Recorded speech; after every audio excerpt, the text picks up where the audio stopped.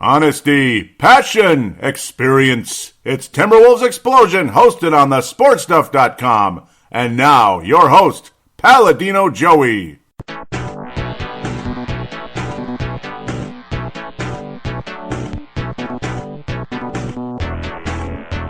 Hello again, Timberwolves fans. Are you ready for the explosion of Timberwolves basketball?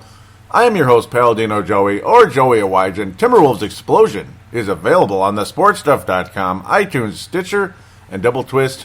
A great pleasure, a wonderful pleasure to be back on board with you today, as this is the granddaddy of them all, the annual State of the Timberwolves, the 2017 edition in this case. And yes, please do forgive the fan in the background, as once again it is fairly warm. It's not that warm yet, but it's getting there. It's getting there, so don't want to be falling over, having a pass out here while I do the show. But we'll start this thing off with the Timberwolves season wrap-up. Of course, your MVP, biggest surprise, biggest disappointment, biggest surprise last, preferably. But you get the idea. Segment number 2, draft review, free agency check-in. We're going to look at free agents, where the Wolves might be going. If anybody can ever figure out what Tom Thibodeau and Scott Layden are doing, their names just might be mentioned in one of the three categories. And segment number 3, we'll hear from you, how you feel about the season, the biggest MVP, all that. We're going to look at the highlights and lowlights over the course of the season right here in segment number 1. We will not be talking about the NBA Finals on this episode. I may or may not do a short episode about the NBA Finals, or may already have, depending on how things go. You get the idea. As I'm kind of bouncing around, piecing things together, read between the lines with how I'm wording that. Just State of the Timberwolves, you don't want to do it all in one quick sitting. The quality's higher when you kind of space things out a bit sometimes. So here we are. State of the Timberwolves. The Timberwolves finished 31-51. On the season, yeah, it could have been, would have, could have, should have been a lot better. Again, there'll be highlights along the course of the way here. Highlights and lowlights. Karl-Anthony Towns, statistically, on paper, fantastic. And, you know, he was aesthetically presentable as well out there for the most part, at least on the offensive side. Strange how things continue to happen here, where you get Andrew Wiggins a couple of years ago, and he's supposed to be this defensive specialist, this phenomenal defender. You know, I talked about this in the last episode too. Kind of like you saw Kawhi Leonard at one point, 18 to 22 points and then elite defense. That's what you thought Wiggins would be in his prime. Maybe about 22, 20 or so. Now he looks like he might be a 25 and up type of guy with defense that's, I don't know. And now you already have Karl-Anthony Towns averaging 25.1 points a game, which is about as high as any Timberwolf has ever done. In fact, pretty much it is. In fact, he was the highest scorer in the history of Timberwolves for one single season anyway. 25.1 a game, 12.3 rebounds a game. Just an outstanding season offensively. And yes, the rebounds are, well, defensive and offensive, you could say. Overall, wonderful season for Karl-Anthony Towns. Ricky Rubio emerged nicely after a pretty yucky start to the season. In fact, a lot of us couldn't wait to get him out of here. And then when the trade rumors started floating around, you know, and it's like for the 99 trillionth time, trade rumors floating around with Ricky Rubio. I mean, you know, the trade rumors started from his camp before he even got to Minnesota. Boy, like 2 years before he got to Minnesota. So, I don't know. It's kind of like you sow what you reap, I guess, when it comes to that. But nice to see Rubio emerge into the guy that a lot of us thought he could be in that draft, when some of us thought he would go number 2 overall to the Memphis Grizzlies that year. Instead, they went with the beat of a different drum. That's Hassan, the beat, who did absolutely nothing. 2009 filled with good news, bad news for this team and that team. Yeah, well, at least Rubio's looking like a pretty nice point guard right now. Some of you are calling him the point guard of the present and then the point guard of the future. I'll go with point guard of the present. Point guard of the future? I don't know. I doubt it, but maybe. He's doing well. He had a nice, solid season. Can you trust him, though? It seems like every time he's doing well, some type of freak injury happens, and I know that's not his fault. It's not. It's just the way it is, though. So let's kind of jump around here into the start of the season. As things started out, well, the Wolves looked so bleeping good against Memphis way back at the end of October there. Memphis, Tennessee, in Sacramento. Karl-Anthony Towns, the Wolves looked unbelievable. And then Memphis started beating up on Carl, and they kind of took over the game, 102-98. Same thing happened in Sacramento. DeMarcus Cousins, it's like he took it personal or something, beat the hell out of Karl Anthony Towns, and you saw that deer-in-the-headlights look from Carl, and it was kind of sad to see him get beat up. And again, defensively, Karl Anthony Towns, you started seeing early what kind of season it would be. As great as he is, he needs to improve defensively. The Wolves start 0-2 in the month of October. And then the Wolves crushed Memphis. Old Fizzywig to start out the month of November there, did a Popovich. He sat down basically everybody, and the Wolves win 116-80. So, yeah, we beat Memphis, but we didn't beat Memphis. We beat their bench and beyond. Denver Nuggets, similar situation as the first two games of the season, 102-99. Now, I'm not going to go over every game. I shouldn't do that. But then you look at the extreme low light, though, along the way. The Wolves lose at Brooklyn, 119-110. Just frustrating, November the 8th. A harbinger for things to come during the season. Then they come back with a nice win over Orlando, 123-107. That was a lot of fun. Huge night for Andrew Wiggins. And the Wolves crushed Philadelphia at home. They beat the Lakers 125-99. That was fun. 26-point victory in Target Center on the 13th of November. And other than that, really, it was kind of like, other than that, Mrs. Lincoln, how was the play? You kind of got crushed by New Orleans. You lost to Boston. You were winning that game, and you couldn't finish the job. You got beat by Golden State and Oracle. The Wolves were competitive, but they kind of then just things kind of went away. Memphis keeps the Wolves down to 71 on the 19th of November. 71 points against the Memphis Grizzlies. Man alive, that was lousy. As we jump into December, Wolves get beat by the New York Knicks. Some of the worst defense you ever saw. It was like a layup line. But then the Wolves kind of respond well after a loss. They beat the Charlotte Hornets. We, they, whatever you want to say. You know, obviously they're us. They're our team. But, yeah. Sometimes it's more formal to say they, I suppose. The Minnesota Timberwolves beat the Charlotte Hornets in Charlotte, North Carolina. That never happens. The Wolves never win in Charlotte, North Carolina. So that was a pretty fun little game. 125-120. Nice win after a horrible loss in New York. But still, you give up 120 points, though. So that kind of does not go unnoticed.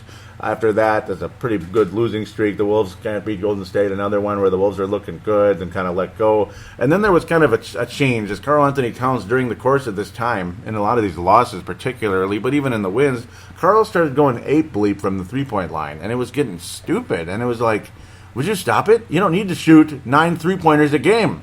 Karl? Stop it! Stop it! And that's exactly what I was saying in the Chicago game. The Chicago game on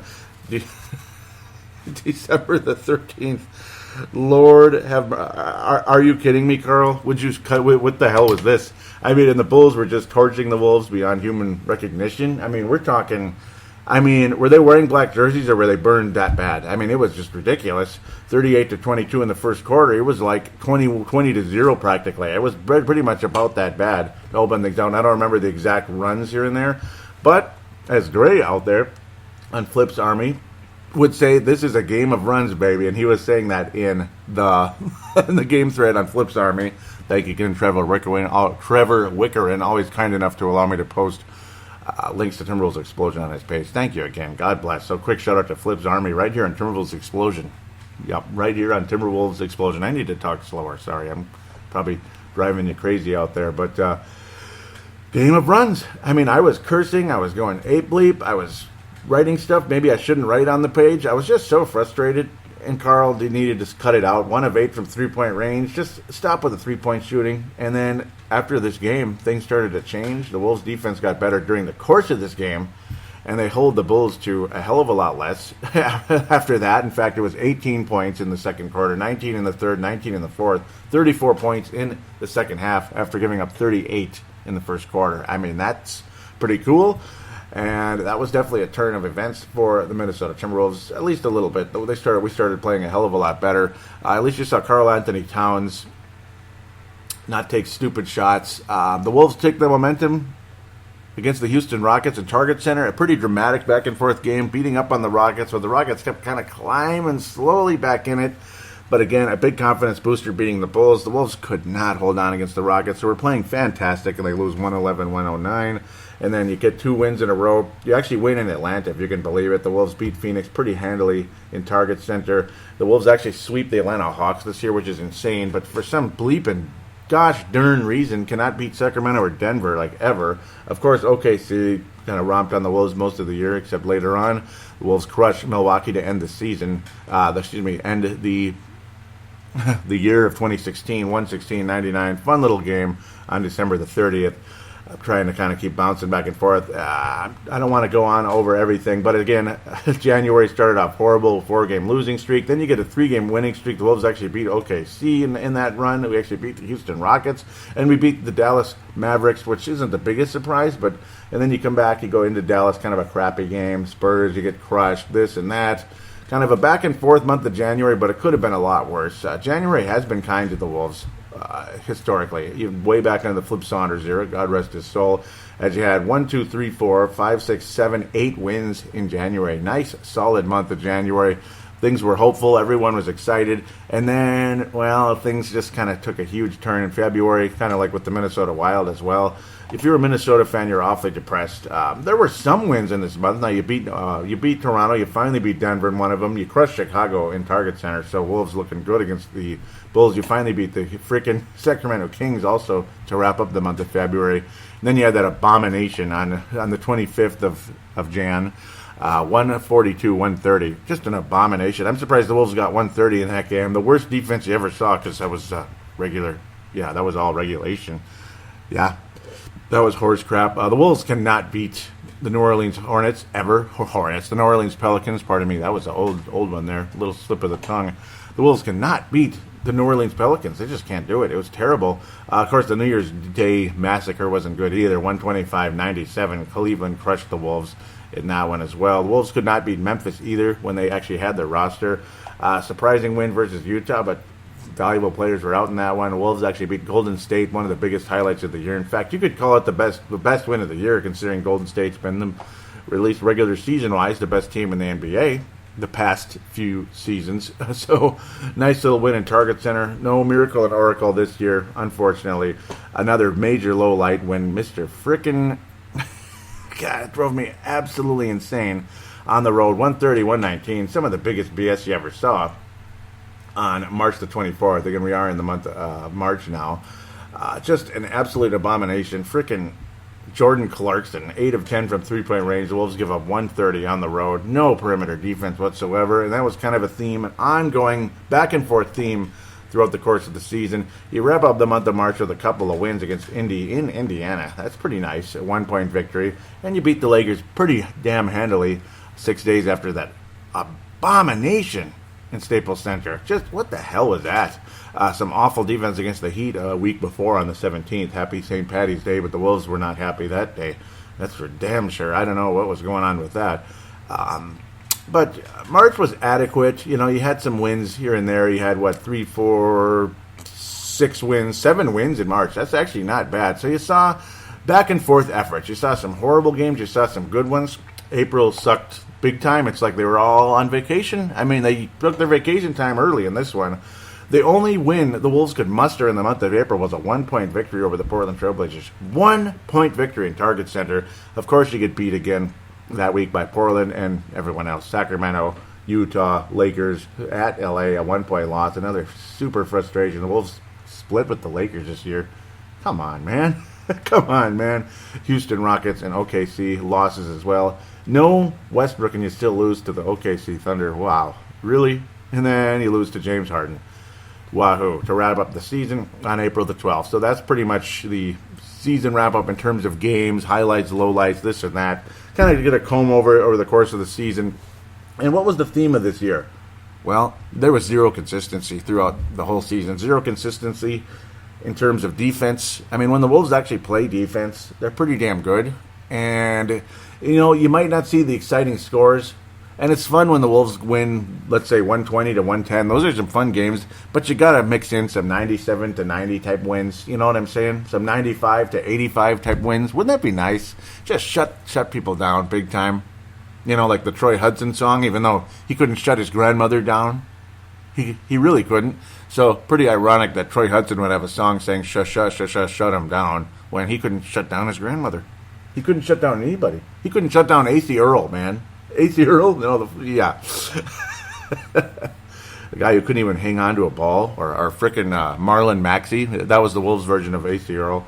We had a lot of AC Earls over the course of time, especially during those early 90s, you know. Great era, the early 90s, but not a great era for the Timberwolves.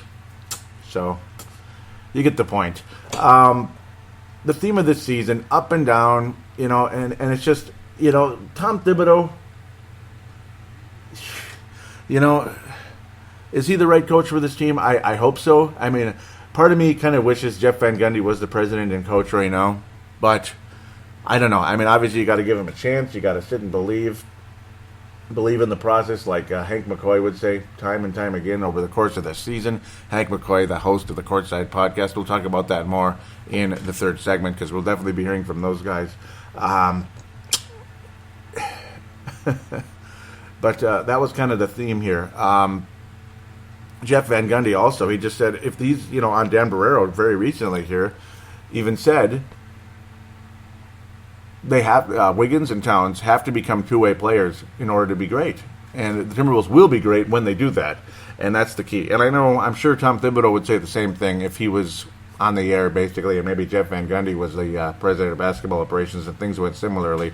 So talk is talk and all that, but at the same time, it needs to happen. And Tom Thibodeau is known for defense.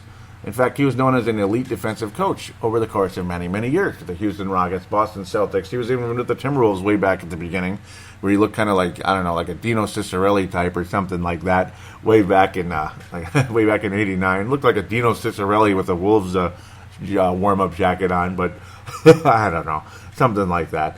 Dino Ciccarelli, of course, former North Star.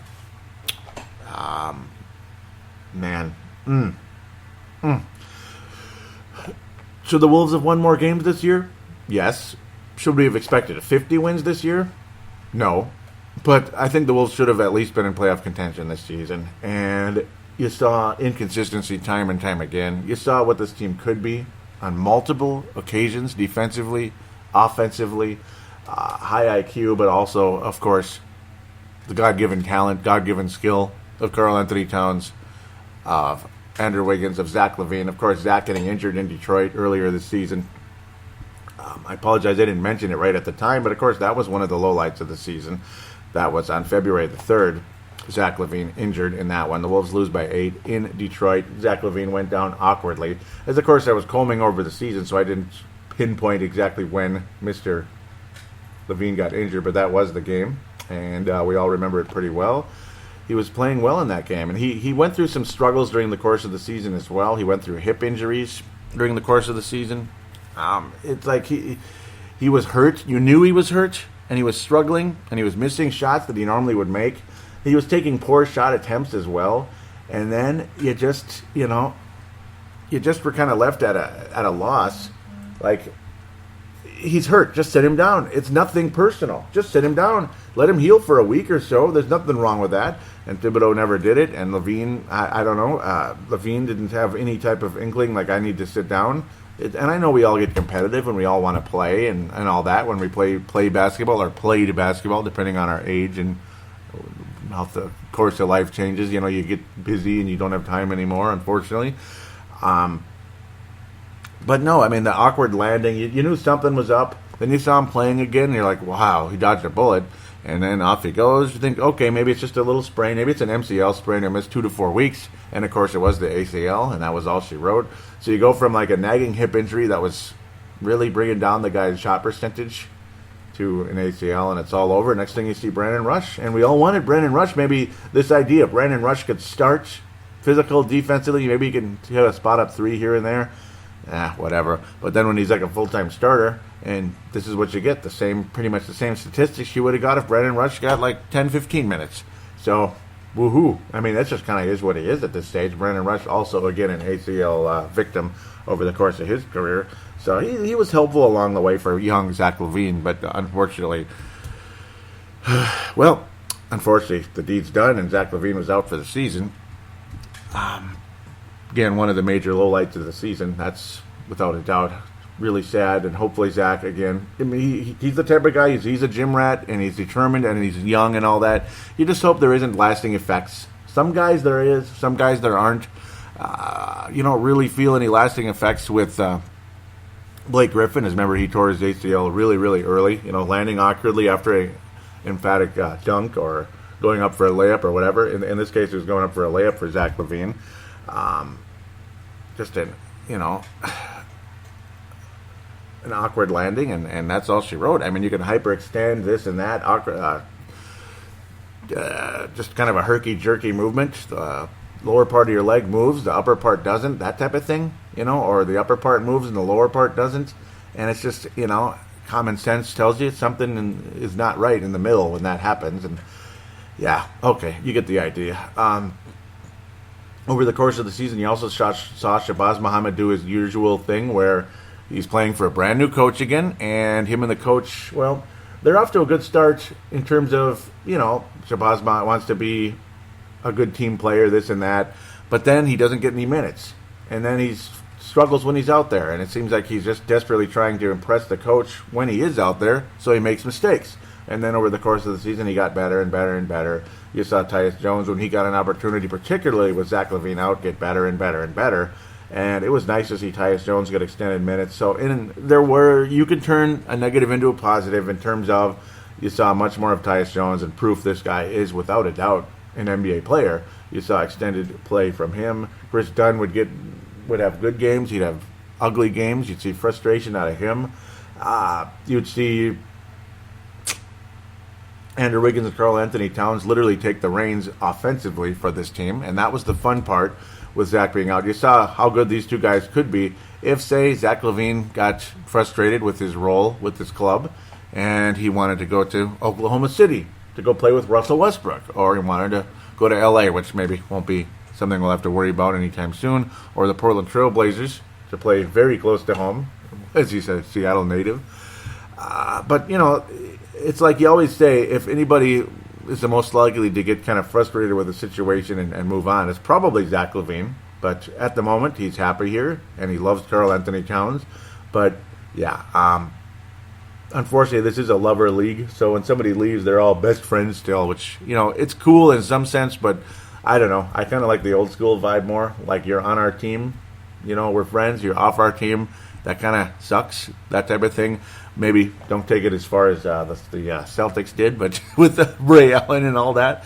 But still, I don't know. I would see it as disappointing that you'd want to leave. You get kind of jealous of this and that, but the possibility does exist that could happen. Odds are extremely high. The Wolves will be offering Andrew Wiggins a 5-year max this summer. The Wolves will be offering a 5-year max next summer to Karl Anthony Towns, and that leaves Mr. Zach with probably a 4-year max. It'll be a 4-year max, which isn't that bad. It's just still, it's still the whole thing where, hey, I thought I'm one of the two best players on the team. Why does it have to be those two guys? Well, maybe because it should be. So, I don't know. It's like no offense, but it's one of those things where Zach LaVine is going to have to accept being the third star on this team. And that does not always mean a bad thing.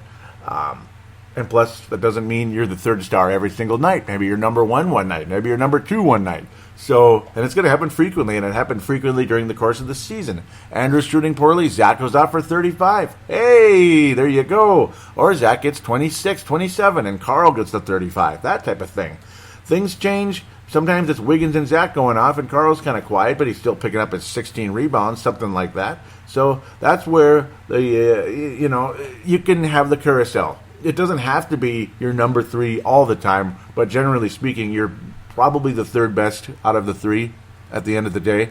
It's, again, no offense. It's just if Karl and Andrew could please become the 2-way players that they're supposed to be, then without a doubt, they're the 2 best players on this team. I mean, there's no doubt about it. So, and of course, Zach now, unfortunately for him, the events that took place on February 13th are forcing him to, well, kind of take a step back. Will he have to come off the bench starting out the season? Probably. Will he be ready to go starting out the season? Knowing him, probably. And luckily, it's still about 3-4 months away, even though it sucks waiting, but it's a lot of recovery time for Mr. Zach. Mostly putting up jump shots now. I don't think he's working on any slam dunk contest. And yeah, when I heard he wasn't going up for the dunk contest last year, well, it's like, well, no, duh. He had that nagging hip injury. What's the last thing you want? Just play the game. and not worry about making the spectacular play when you could just put the ball in the basket. That's kind of still the object of the game, regardless if it's boring or spectacular. Whatever it is, put the ball in the bleeping basket. You saw ups and downs with every player during the course of the season. Again, Carl, just awesome overall year. Zach LaVine was, up and down, but he had some, nagging injuries. Andrew Wiggins, there were some nights he was spectacular, some nights he was quiet, and that's where the frustration came in, was the quiet nights. There was way too many of them, and the defense was lackadaisical time and time again. Rubio, we talked about him already. Nice emerges during the course of the season. Gorgui Dieng named a full-time starter the whole season, played all 82 games. The guy's an Iron Man. He's awesome, and he's earning that $64 million contract, even though you'd think, in the grand scheme of things, $64 million for a guy that averages 10 points and 8 rebounds? Well, it's the modern NBA. I mean, I'd like to see the shot blocks come up a bit more. Again, that's where I compare him to Jonathan Isaac a bit. So that just kind of is what that is. Bielitsa had some good moments. He had some moments where he looked like he doesn't belong in the NBA. Obviously, Mr. Tom Thibodeau likes Nemanja quite a bit. Brandon Rush got extended minutes because of the injuries. He loves him being Tom Thibodeau, loves Chris Dunn. You saw a nice, strong finish to the season in the final game. That was fun, but overall, he is a work in progress. He's not reached what you were hoping to see out of Chris Dunn to this point. So that's where the frustration comes in a teeny tiny bit. Adrian Payne, don't let the door hit you where the good Lord splits you. No offense, but he's just not he's not an NBA player. Thanks a lot, Tom Izzo, for encouraging Flip Saunders to give up a protected first-round pick for Adrian Payne. Thank you very much, Tom. Omri Caspi came in to help out during the time when Zach LaVine was out. He was adequate. Will he come back? Will he not come back? I don't know. Lance Stevenson also was involved during the Zach LaVine missing time, and he got injured twice with his ankle. He hurt his ankle immediately when he came back after hurting it the first time. Showed some signs, though, when he was out there defensively, aggressive, made a spectacular kind of a looping play. I love that. Cole Aldrich was, well, move on, folks. Nothing to see here. He's Mark Madsen. He's Mark Madsen in 2017 at this stage, minus the stupid dances and the towel pumping, at least maybe a little bit, but whatever. 62 games, managed to play in that many, 8.5 minutes total, barely NBA level, and he was a lottery pick for the Rockets years ago, or was it the Thunder? Whoever it was, extremely frustrating. It's the Thunder. I'm getting it mixed up with Joel Prisbilla. That's funny. Jordan Hill. I mean, the signing of Jordan Hill this year, I thought he was going to be a valuable asset to this club as a free agent. 6.5 minutes, 7 games. And it's not because he was hurt. It's just Thibodeau did not want any part of him. But they say he was a nice mentor behind the scenes. Okay, it's a team option going into next year. I don't know how Jordan Hill could fall this far. I don't get it. Or is Tom Thibodeau just what he is, just a hard ass? I don't know.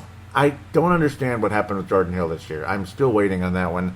I know Tom Thibodeau is infamous, notorious for having small rotations, and Jordan Hill just wasn't one of them. And when you're not one of them, you're screwed. But could he have fallen off this much? I mean, it's like you probably couldn't even trade him because of that. And here we are. Here we are with Jordan Hill. Kind of funny to wrap things up with him. So let's get to the actual MVP. Biggest disappointment, biggest surprise during the course of the season. Most valuable player for Timberwolves explosion in 2017 is Karl Anthony Towns, without a doubt.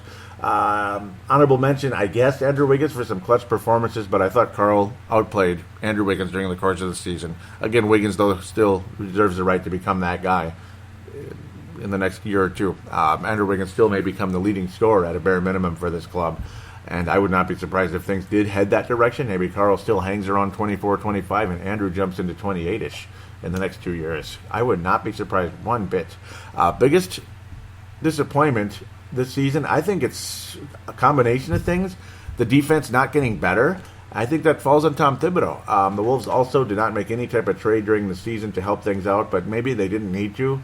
Obviously, you couldn't trade Zach LaVine when there were rumors possibly with the whole Jimmy Butler, this and that. That was always floating around. Rubio, some of the offers probably weren't up to par. If the Wolves were going to trade him, they did not get the offer they wanted. Again, Tom Thibodeau and Scott Layden. I'm not impressed so far. I will give Tom Thibodeau and Scott Layden together the biggest disappointment. Usually I go with the player, but it's like, okay, Zach LaVine got hurt. he was disappointing on occasion, but he was kind of banged up. Wiggins' defense is extremely disappointing. Extremely disappointing, and inconsistency frustrating, but he still averaged almost 24 points a game. I can't give it to Shabazz, can't give it to Gorgie. Nemanja, what expectations did you have? Brandon Rush, whatever. Chris Dunn is definitely the player. Probably, I would say, was the biggest disappointment as a player this year, other than maybe Jordan Hill not getting any minutes, and maybe in general he was a biggest disappointment. For players, I'll go with Dunn and Hill, but as a whole, the biggest disappointment, Tom Thibodeau and Scott Layden. I mean, what the hell kind of free agent signings did you make? Where's this spectacular defense you're hoping for? And I understand there's a learning curve, but it's like either the players have an IQ of like 85 or you're not reaching them, dude. So they can't all have an IQ of 85, okay? Chris Dunn's defense, man on defense, was awesome, and I know that's why Thibodeau loves him so much. He also does have potential offensively as well. I truly believe that. You saw flashes of it, but you're going to need to see a hell of a lot more coming into this season. Thibodeau, Layden, biggest disappointment for me. Biggest surprise, without a doubt, Ricky Rubio. After a horrible start to the season, looked like a guy that just looked lost out there, looked mediocre, looked average at best. Looked like a guy that just you wouldn't know what to do with him. I don't even want to compare him to a player because I don't want to insult Rubio or the other player, so we'll leave that alone. Or piss off listeners, which I've probably been doing way too much over the course of the last 9 years or so. I'm not trying to, trust me. I'm not trying to. Rubio was the biggest surprise, though. He looked like the guy that a lot of us hoped he would be in the 2009 draft, when a lot of us were jumping for joy when he was taken by the Wolves, and when he slipped to the Wolves past Memphis and Sacramento, who were teams that would possibly look at him over the course of time. But luckily for us, the Memphis Grizzlies already had Conley anyway, so whatever. And they had Kyle Lowry back in those days too, which is crazy. So why the hell would they have taken Rubio?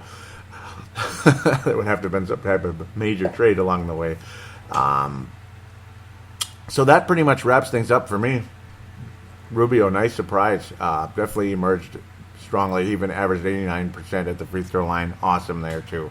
So that's it. That's the season wrap-up for 2016-2017. Carl, MVP, biggest disappointment. Thibodeau and Layden, biggest surprise. Ricardo, Rubio. There you go. So with that, we'll come back. We will review the draft and preview free agency right after this.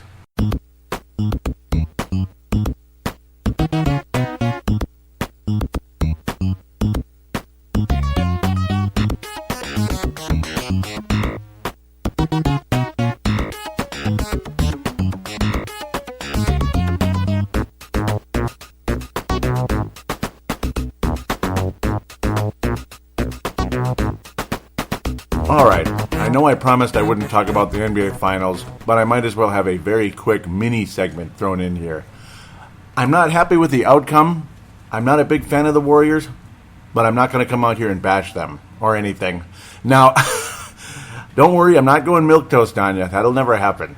But I got to offer some positivity, some respect to the Golden State Warriors. I mean, the way that team works together. I mean, you put a star player at Kevin Durant's level on a team that's already stacked like that, for them to be able to work together to the level they were able to, unlike some other super teams in the past, maybe the Lakers in the early 2000s. I'm not trying to piss anybody off. No, don't get mad at me, Vince, but just saying how certain guys, they come together. They don't always work together so well. Maybe the Dallas Mavericks years ago didn't work so well when they put together a kind of a super team in the early 2000s as well to try to counter the Lakers. It just didn't work, right?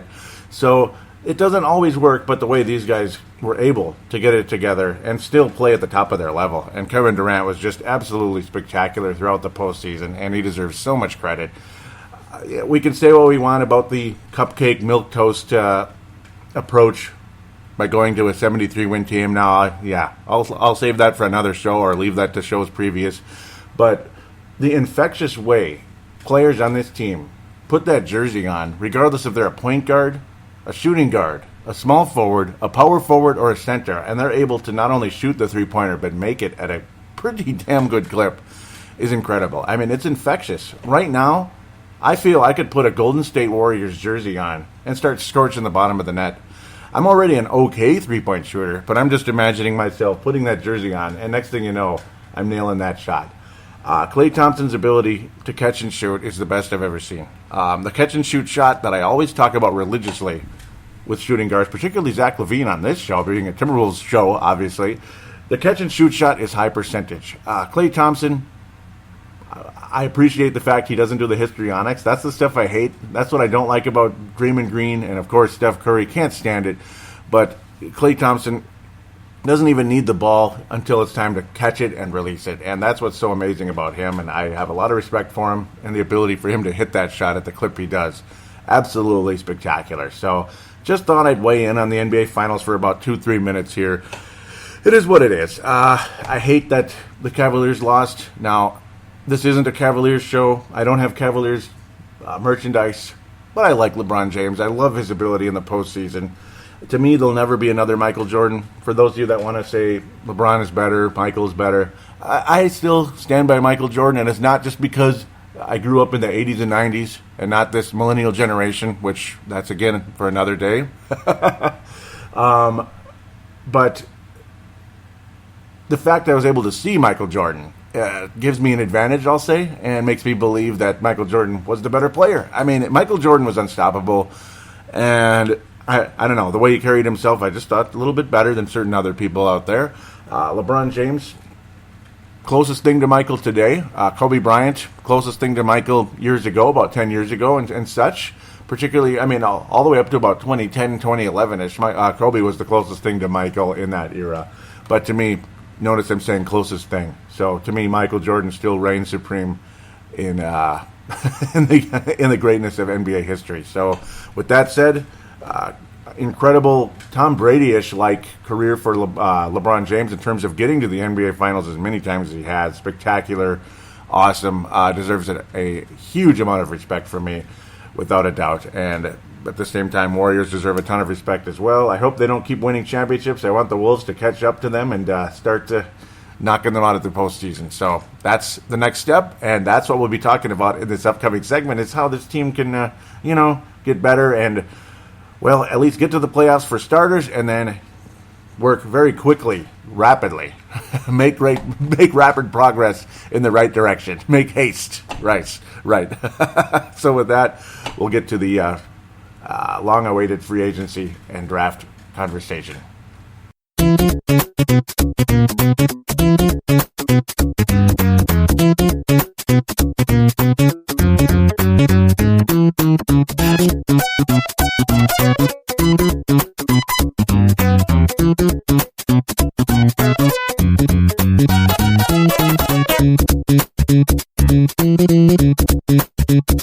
And we are officially back now for segment number 2. This time I mean it. See, I don't completely hate the Warriors, right?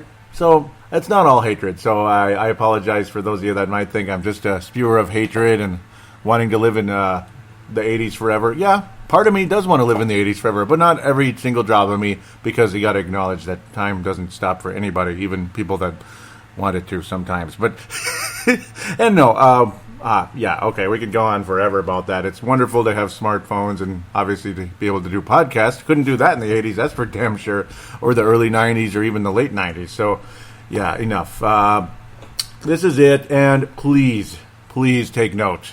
The first segment, I'm very embarrassed about this, but the first segment was recorded a few weeks before the draft. So please bear with me when I talked about how Thibodeau and Layden had not made a move and this and that. But at the same time, it was a frustrating year. And the whole point of the first segment was to recap the previous season, not to talk about the draft and free agency and the trades that would take place, or trade, at least at this point, that would take place. And yes, the Timberwolves did make a trade. And, well, the Timberwolves also got a draft pick back, and they were able to use that in the draft. So, yes, the Wolves moved down a couple spots, only about 9 spots.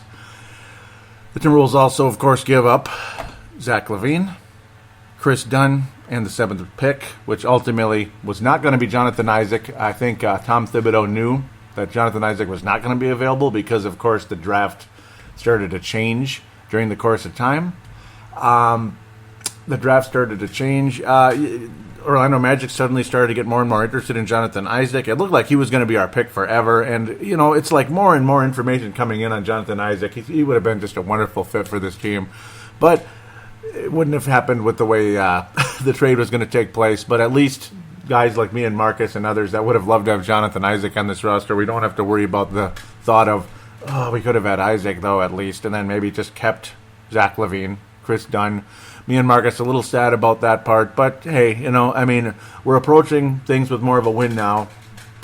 And at the other good side of things in the acquisition of Jimmy Butler, of course, is that he's 27, turning 28. So luckily, he's still a few years before 30, that magical age of 30 that we all dread. Some of us dreading the age of 40. Those of you in Australia and me, that we've the Courtside Podcast and myself, I'm approaching the age of 40. Unfortunately, Vince Germano has already reached that threshold. So. Yeah, but it's funny, though, for the second year in a row, spoiler alert, Vince Germano again. See, I tend to watch the draft. See, when I watch it with Marcus, we tend to watch it on the app, on a projector, through the computer. Forecaster does not want to have cable TV. He just doesn't want to have it. So it just is what it is, and we got to go over there, which I'm totally fine with. I like going over there. And obviously he's got to watch his young son, Noah. Shout out to young Noah there. Looks a little bit like Andrew Wiggins with that hairdo and even his facial features. But, yeah, we watch it on the app, and there's often a little delay with the app. In the past, applications were delayed maybe a good 3 minutes at times. So people would be saying, oh, what a play, what the hell? And I'd be like, oh, I can't believe this happened. And it's like, what? So you got to be careful. But it was a 30-second difference, maybe a minute difference. And then it's like, Vince Germano, Joey, are you at home? I'm like, oh, yeah, watching the draft. And he's like, you got Butler. I'm like, oh, man, really? It's exciting, but it's scary. And it's like the people you give up. And it's like, oh, boy. My great fear was the Timberwolves would lose Andrew Wiggins. And then you got to live with the thought of, what if Andrew Wiggins becomes what a lot of us think he can? Well, we don't have to worry about that. But we do have to worry about what will Zach LaVine become? What will Chris Dunn become? Me and Marcus the Forecaster and others out there, not everybody, of course. This is a big debate. A lot of the young locals seem to adore Rubio. I'm not married to him. Some of us older fans, not married to him. Vince Germano likes him a lot. But we were almost kind of hoping Rubio would be included in some type of trade. There was a rumored trade at one point that the Timberwolves would take Lauri Markkanen because Jonathan Isaac was not going to be available. Trade to Dallas, get the 9th pick back with Matthews, a defensive shooting guard. Definitely not near to the level of Jimmy Butler would be on the scoring end and everything, and significantly older. But the Wolves would get the 9th pick back. Maybe we take Dennis Smith with that pick. Ultimately, Dennis Smith does go to the Dallas Mavericks because the New York Knicks ended up taking the French point guard, Marcus the Forecaster, in love with him and others. Exciting pick, Frank Ntilikina. I hope I'm saying it right. I'm probably not. Dennis Smith going to the Mavericks. So it's going to be one way or another. We thought Lauri Markkanen would go to the Mavericks to help replace Dirk Nowitzki, offensive-minded guy out of Arizona. And it sounds like at the end of the day, the Timberwolves would have kept Lauri Markkanen should a trade not have taken place. Zach Collins went where a lot of people thought he was going to go, but not to the Blazers, to the Sacramento Kings. Trade after trade after trade, like there always is. De'Aaron Fox ultimately going 5th overall to the Kings. Josh Jackson to the Suns because the Celtics and 76ers. This also took place before the show. Celtics just acquiring more future picks and moving down only 2 spots. Wind up with Jason Tatum. The 76ers do get number 1 and do take the coveted Markelle Fultz. And Vince Germano's Lakers do take Lonzo Ball. My God, it's a cocky-looking duo there. Lonzo and LeVar. LeVar's loud. Lonzo's got a cocky look in his eye. He really does. But it's much more LeVar than Lonzo. But whatever. Good luck to them. He'll probably be great, maybe. But at the same time, I think the popularity of that that duo is not going to be very high if they continue with the arrogant level. I don't know. It's up to them, I guess. Up to the fans over there in Los Angeles. Good luck. It's going to be fun to watch. The Lakers speculation continues. You got guys like Mr. Paul George saying he's going to leave the Pacers at the end of the season. Lakers and Pacers engaged in trade talks. Nothing has happened yet. You get more crazy talk about that L for Lakers may have to do with LeBron joining the Lakers as well. Lakers could be the next super team again. I don't know. We'll see what happens. And Vince Germano saying, hey, it's coming. Yes, it's coming. Paul George, I think, is going to wind up with the Lakers. You're going to have Lonzo Ball. You're going to have others. Of course, D'Angelo Russell already done with the Lakers, traded away in another deal to kind of free up space to go after the Paul Georges, maybe the LeBrons of the world in the next year here or so, or even the end of this summer. God knows what's going to happen here. As Brook Lopez headed to the Lakers. It just goes on and on. It's crazy. But yeah, D'Angelo Russell off to the Nets. D'Angelo Russell done already. Number 2 overall pick. Crazy. But of course, then it's like, well, of course they're going to get rid of D'Angelo Russell because Lonzo Ball's coming. And that's exactly what took place. Malik Monk, interesting one, slipped all the way down to 11. Okay, let's get to Jimmy Butler. And I'll kind of bounce back to the draft here and there. The Wolves end up with Justin Patton, 16th overall. That's Chicago's pick this year. We'll talk about him in a second. Jimmy and Bimmy and Jimmy. That's basically what we're talking about here. This guy's an example of someone who, well, it's like the whole you never know. I mean, you wind up going 30th in the draft to the Chicago Bulls in the 2011 draft. Bulls had a wonderful record that season. Ultimately, in their case, getting beat by the Miami Heat in only 5 games. Derrick Rose was excellent that year, but they lost in the Eastern Conference Finals. LeBron and the Heat just beat them, and then the next year the Bulls come back again. Derrick Rose out for the season, blah, blah, blah. Jimmy Butler only averaged 2 points a game, jumps up to 8.6 in 12-13, getting more minutes there, 26 minutes, becomes a rotational player, becomes a starter in 13-14, 13.1 points a game, solid starter, nothing super special, but more of a defensive specialist. 14-15, a little bit more, the same amount of minutes, but up to 20 points a game. The next year, 20.9 a game, and then last season became a full-on all-star, about 24 points a game while remaining a defensive specialist. And remember a couple of years ago when Butler just started to get good with that 20 points a game, how he faked out Andrew Wiggins when he was a rookie, ended up getting to the free throw line and ended up beating the Wolves in Target Center. Remember that very well, as the veteran Butler made, the young veteran Butler made Wiggins look kind of silly on that one, drew the foul. Wiggins landed on top of Butler. Butler got his free throws and won the game. So it's kind of symbolic of what's going on here is now you get this guy to come in and help Andrew Wiggins, help others. It won't be Zach LaVine. It was going to be to help Wiggins or LaVine and others. Karl Anthony Towns about leadership, toughness, all that. Apparently, Jimmy Butler over there, much more focused on, in Chicago, hard work and just tough play. And it doesn't matter how tough Tom Thibodeau or others are on Jimmy Butler. He likes it, and he'll keep going. And that's the exciting part. I had a bad impression on him at the end of the year at that press conference, and I complained about that on the next episode, and that's what made me not really want him very much. I'm hoping I misinterpreted that. I don't know, because it sounds like two different people. I don't know. I don't think, from what you hear about Jimmy Butler, I don't think that's something he would say, or I may have misinterpreted it, and I hope I did, because he was basically saying, Jimmy Butler was basically saying that,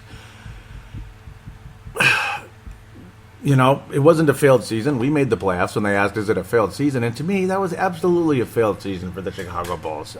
It didn't help that Rondo got hurt, but it seemed like they just kind of quit after that, and that's what bugged me. The whole situation with Rose, now that was Rose 100% to me. Like, Butler was becoming the better player on the team. Rose is just pouting and acting like a baby, when clearly Rose's skills have diminished due to the injury, the ACL. And plus, why does it need to take 2 years to come back from an ACL? Nobody else does that, unless the knee is like Teddy Bridgewater. Like, that's when you might take 2 years, or God knows if you ever return. But that was the situation. Rose is kind of getting jealous of Butler. Butler was more of the hard worker type. Rose was just kind of like, hey, I'm a star, I'm the guy, and I don't know. The good news about getting Jimmy Butler is the Wolves will not be getting Derrick Rose. The other side of things, it's sad to see Chris Dunn go, because you wonder how much he could develop still. A lot of people had already given up on him. I'm not sure I want to give up on Chris Dunn, but I guess it is what it is. It's what Tom Thibodeau said. You hate to give up guys like Zach LaVine and Chris Dunn, but you have to give some to get some. And you have to give a lot to get a lot. And the Wolves ultimately do get a lot. Jimmy Butler in the 16th pick ended up being General Justin Patton over there out of Creighton there. You don't hear about Creighton that much. Not a whole lot. Apparently the last center taken out of Creighton was Benoit Benjamin. We'll leave that alone. That's a role player in the league many years ago, back in the early days of my watching, my watching days. The Lakers and the Sonics, but before the Lakers, way back in the day. Benoit Benjamin, woohoo. Totally different player though. Much more athletic, shot blocking force. A project though, still's got to develop his skills in the league, post up and all that. But I do believe that General Patton, will end up becoming a very valuable player for the Wolves long term. I'm very happy to have him, quite frankly. Physical, strong. Maybe he'll be our Draymond Green one day. Again, that is just kind of throwing a dart just kind of throwing darts in the dark and hoping it sticks. We'll see. I'd like to see him become a guy like that, though. Physical, he blocks shots. He's got a lot of energy, Justin Patton, and he is 7 foot too. So 7 foot also is what I'm trying to say. So that brings a lot of value along the way. I was afraid in the past, or currently actually, about getting Jimmy Butler also, is you got the Warriors, who I talked very kindly about for about 4 minutes there in the, it's a little in-between segment there between 1 and 2. They're not going away right now. Curry and Durant are eligible for free agency at this stage, but most likely they're going to stay there. I mean, that's basketball heaven right now. I hate to say that. Trust me, I really hate to say that. But when Jimmy Butler's about the same age as the Steph Currys and Kevin Durant's, that concerns you because you're just going to run into a wall, just like Tim Duncan and Garnett, Kobe Bryant and Garnett, same generation, about 1-2 years apart from each other. You're going to run into a damn wall over and over and over, and that was the fear. But the thing is, see, Butler right now is going to be number 1, number 2 in the offense, number 1, number 2 guy overall. He's going to be the captain, I got to say. I would give him the C, like, immediately. He's the captain, and then the alternate captain is going to be Karl Anthony Towns, and the other one, Wiggins, you got to become something here right now. It's Rubio. He would be the other alternate, say, if this was hockey. But in basketball, you have 3 captains. So there you go. But I would say Jimmy is the main captain right now, even though he's just coming in. The thing is, that concerned me at the time, that I'm feeling a little better about, is the thought, again, you bring in Butler, now Wiggins' growth gets stunted a bit. He gets kind of pushed back. But, again, that takes the pressure off Wiggins.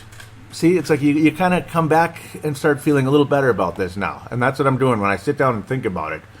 At the time, see, I was, poor Vince Gervais, I was the brunt of my fears and frustration that night, and sadness as well. I was like, oh no, what are we going to do? This and that. But it's like, because we're just going to run into a wall and all that. But, okay, so Jimmy Butler is going to be a top dog, if not the top dog, for the Wolves right now. Wiggins gets shifted down to probably maybe the second or third option on the offense, second to third overall star on the team. But who's to say, as Jimmy gets older, he could kind of shift down, take a little tiny bit of a backseat in the offense as Wiggins earns more touches because he gets significantly better. So then it's okay. Then Jimmy Butler could become the most valuable third option in the history of the world as he gets a little bit older and the pressure gets taken off of him. And hopefully he can stay healthy as well. And you don't have to put too much pressure on a guy as he gets older. And again, that's like about 4 years down the road. 3-4 years down the road as Wiggins kind of approaches 24, 25, 26. And Butler gets into the 32 range. Again, he'll be eligible for free agency coming up here in about 2 years. With the player option, that's the unfortunate part. He's making about $16 million a night now, a little over that. Well, $16.5 million right now. So he'll probably opt out and want more. Oh, goody. But the good news is he'll be our free agent. The other good news is, remember how I was fearing that Zach LaVine would ultimately probably be the guy that would leave if one of the 3 was going to leave due to, maybe he wants a bigger role somewhere else, a little jealousy, the financial thing, the whole deal where you can give 2 players max contracts, which is a lot better than 1. Remember the whole Kevin Love situation where he got pissed off that David Kahn just did not give him the max contract. He would not do it. He gave him the 4-year one. And that's what Zach LaVine would have ended up being. Would there have been a little animosity going on? Would LaVine have said, hey, I'm actually better than Andrew Wiggins. I'm more dedicated, this and that. Where ultimately a lot of us would tell you, not everybody would tell you, Wiggins has a higher ceiling than Zach LaVine. So he's going to get the max, and Karl Anthony Towns, that's a no-brainer. He's going to get the max. Well, with Butler in the fold instead of LaVine, you don't have to worry about the little jealousy factor thing. he's already gone. Now Zach's already gone. And yes, it's sad. I can't believe he's gone. But because I see so many high hopes on Zach, the whole catch and shoot. Maybe he'll average 24, 25 a game over there in Chicago and become quite the star for the Bulls one day if his knee ends up being as healthy as we'd all like to believe. But again, that jealousy factor is gone. You've already gotten super duper compensation in Jimmy Butler, the veteran leader that will lead this team for years if he opts to stay and doesn't move on to the Lakers or something, or back to the Bulls, God forbid. I don't think he's going back to, though. He's a little bit irritated with them right now. And then you're able to give the max contracts to Carl and Andrew. And then there you go. There you go. There's your big three, or as Paul Allen of KFAN would say, the MV3, a la Kevin Garnett, Sam Cassell, Latrell Sprewell. KG, Spree, and Sammy C. As they used to say about circa, a long time ago. Gosh, how many years has it been? 13 years now? It's only 13 years ago, and I was already quite the veteran Wolves fan. Yeah, quite the veteran Wolves fan at that stage. But, yeah, well, there it is. I mean, and then the other fear came into the whole Kawhi Leonard situation. And it's like, oh, well, who does get around Kawhi? Yeah, but still, though, do you want to run into another wall again?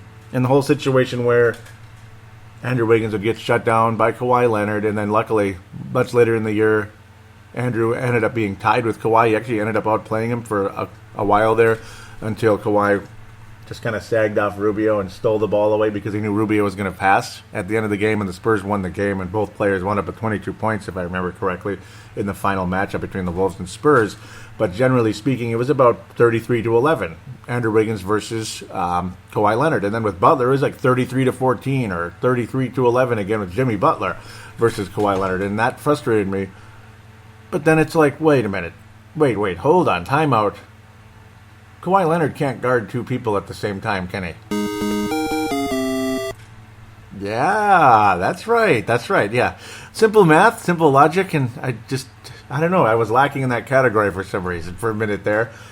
Yeah, Kawhi Leonard can't guard two people. No. That sounds like something Vince Germano would say, like, Joey, hey, Joey, you know Kawhi can't guard two people, right? I could just imagine Vince Germano saying like something like that. Even Hank, maybe, hey, Joey, you know, he can't guard two people. You know that, right? Yeah, so that does present a very interesting scenario, even against the Spurs. As much as I hate the Warriors and I want to beat the crap out of them every time we play them, particularly in the playoffs, I would love to be the team that dethrones them. But I'm not convinced the way some people are that, the Wolves are ready to take on the Warriors. I know some of the people out there, even national people, are like, this team could be the toughest opponent for the Warriors. Maybe the toughest opponent, but can we beat them? Can the Wolves get to the West Finals and make things extremely interesting, or just make a really tough second-round matchup?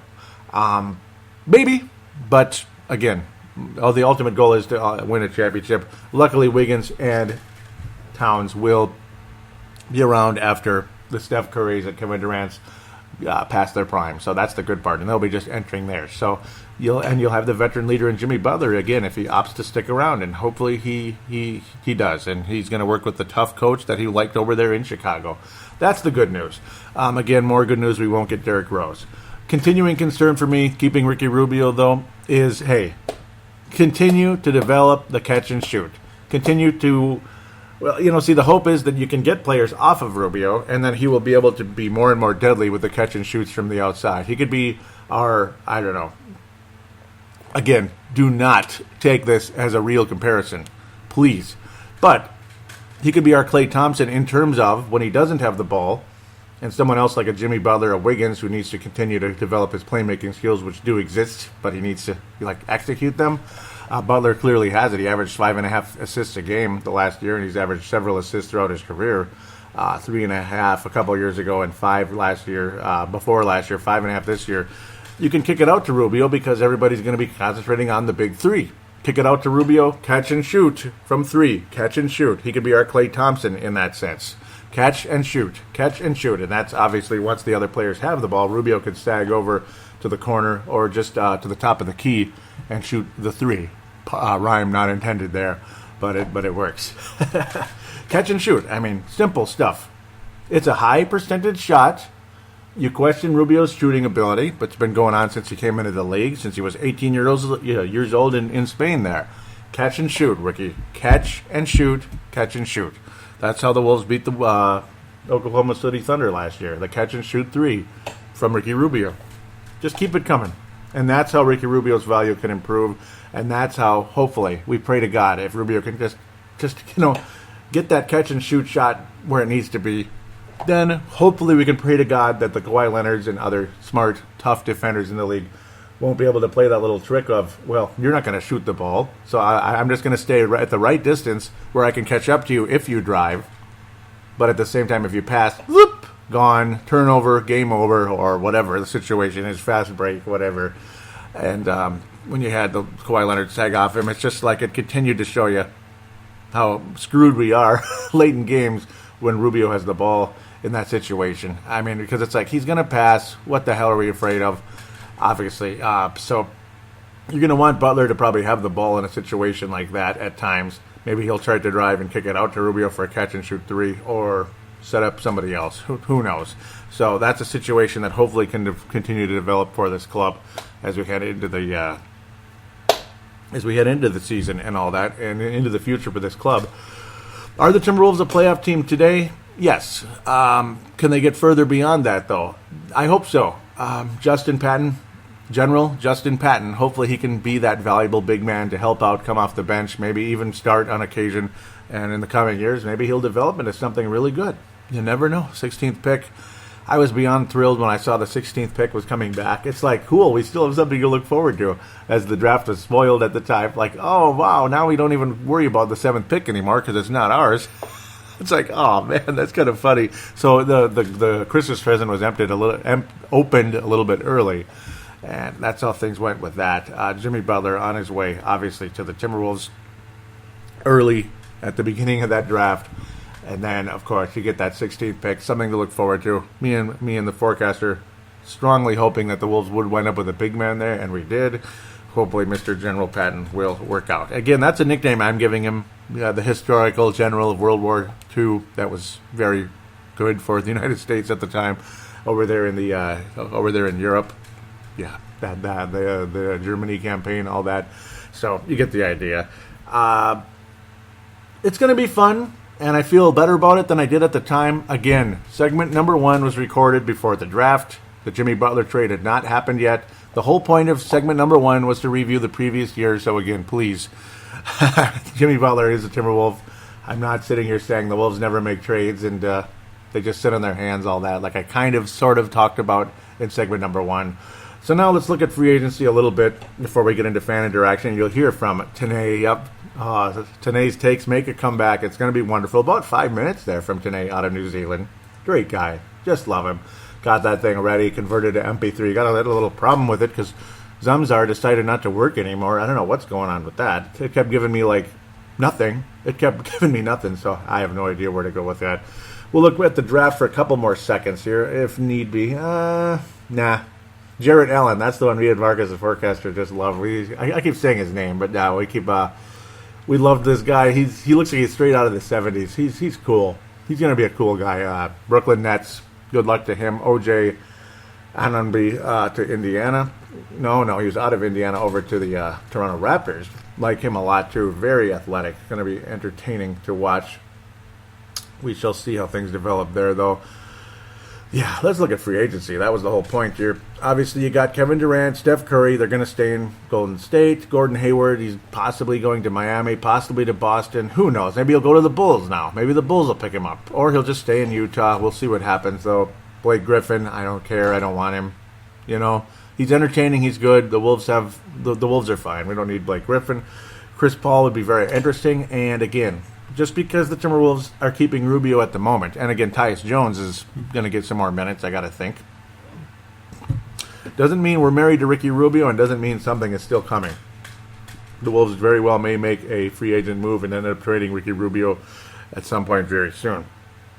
Chris Paul. So if you find out Ricky Rubio has been traded, something's up. Obviously, the Wolves may be chasing one of the big point guards and have a pretty good feeling that they're going to get one of them. Chris Paul, it's a player option. Odds are he will. Well, he's making about $23 million a year, so I don't know. You're opting out of a lot of people, and he is on the wrong side of 30. Odds are he's going to wind up with the San Antonio Spurs. That's my guess. He may stay in Clipperland if, say, LeBron James goes there. I have no idea. Kyle Lowry is an unrestricted free agent. He made $12 million last year. $12 million. Expect that to get into the 20s. Yeah, it's going to happen. Kyle Lowry, I would not be surprised if he left Toronto. I would not be surprised if he stayed in Toronto. I love Kyle Lowry, and I've made that clear for many, many, many years on this show. In fact, all the way back to the beginning of this show when the Wolves were making a trade for Kevin Love. Well, that was the Wolves were making the trade for Kevin Love. I was really into the Wolves getting Kyle Lowry somehow, some way. I remember there were rumors back then, even in the Kevin Love trade, that the Wolves would get Kyle Lowry back in that trade. Unfortunately, that did not happen. He was the backup for Mike Conley there in Memphis at the time. Paul Millsap, again, another guy, is getting a little older, extremely valuable. We'll see. I don't think Millsap is coming to Minnesota. Lowry's a possibility, but unlikely. I don't know where Lowry's going to go, really. I have no idea. I don't know. Toronto, Minnesota, who knows? Drew Holiday, unrestricted free agent. Another interesting one. A lot of people like him, but he gets hurt a lot. And that's another complaint I have with that. That's a complaint I have with Jimmy Butler, though. I got to bring this up before I get too excited, I suppose. He played 82 games only in his second season in his career. Other than that, I'll do it in sequence from 13-14, 67 games. The next year, 65. The year after that, 67. And last year, 76. So a little better. That's only, 6 games missed. That's not too bad, but 67, 65, 67. That's a lot of missed games there. So I'm concerned a little bit about that. 15 and 17 games missed during those 3 seasons each. So, that's one concern I have. Hopefully Butler can stay away from the injury bug a bit. That's one thing I do have to talk about. Danilo Gallinari is a free agent as well. I don't expect the Wolves to go after him, but you never know. Big sharpshooter, and the Wolves do need that. Serge Ibaka, God knows what he's going to want. He made only 12. Wow, Andy Miller's got these reasonable contracts here. $12.2 million. Okay, that's a lot of money not that long ago, but nowadays I guess it's kind of reasonable. We'll see what happens. Valuable guy, still good. He can add the 3-point shot as well, which he didn't have before. They once called him Ibaka. He's not the great defender he was, but he's still good. Pau Gasol, I don't know. Whatever. I'm over Pau Gasol. As good as he is, we all love him. He's had a hell of a career. Made almost $200 million in his career. I'm not sure. He's just getting old, man. I'm sorry, Dwayne Wade, another guy who's getting really old, and he's not going to opt out of $23.2 million. Yeah, whatever. $23.2 million for Dwayne Wade. Really, Chicago? I mean, that's crazy. George Hill is a significant possibility for the Timberwolves. A point guard who would definitely be starter material. Not necessarily a big-time assist guy, but he's got a nice shot. About 17 points a game for the Utah Jazz last year. Otto Porter restricted. He'll stay in Washington.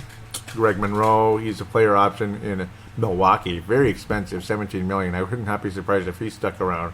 David Falk, the devil, as they like to call him. The devil, David Falk. That guy is a tough agent. Jeff Teague, another one. Indiana Pacers. I've always loved Jeff Teague. Averaged almost 8 assists, over 15 points a game last year for the Indiana Pacers, even 4 rebounds. That's a guy I would highly consider. Just 28 years old. He's the same age as Butler, slightly older, like a few months older. Only $8 million. Andy Miller again, man. I like you, Andy Miller. I like you. You're a reasonable agent over there, Andy Miller.